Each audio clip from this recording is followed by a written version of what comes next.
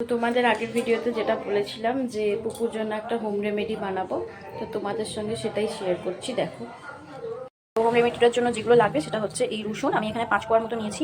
এটা মেথি আছে আর এটা জোয়ান আছে। আর এখানে আমি চাটু গরম হতে রেখে দিয়েছি।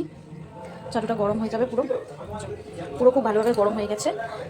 গরম হলে এই সবকটা রেমেডি দিয়ে নিচ দিয়ে এরকমভাবে নাড়তে থাকবো যতক্ষণ না এখান থেকে ধোয়া উঠবে, একটু কালো কালো যতক্ষণ না হয়ে যাবে। এটা নাড়তে থাকতে হবে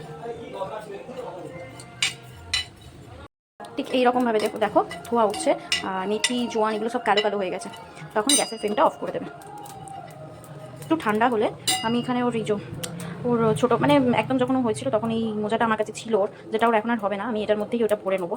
তোমরা যে কোনো রুমাল বা মোজা হলেই বেশি ভালো হয়, জিনিসটা আর কি এক জায়গায় ছড়ায় না। বা কোনো রুমালেও তোমরা বাঁধতে পারো। আমার কাছে মোজা ছিল তাই আমি মোজায় বাঁধছি। রেডি হয়ে গেছে পুটলিটা আর খুব সুন্দর একটা গন্ধও বেরোচ্ছে।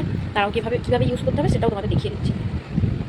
তো এই পুটলিটা আস্তে আস্তে এরকম বুকের মধ্যে যখন একটু ঠান্ডা হয়ে যাবে তোমরা বুঝে দিও, এরকমভাবে একটু দিও। আর নাকের কাছটা নিয়ে যেও যাতে ওরা মানে এটার গন্ধটা নিলে একটু নাকটা খুলে যায়, ওদের সর্দি হলে ওরা আরাম পায়।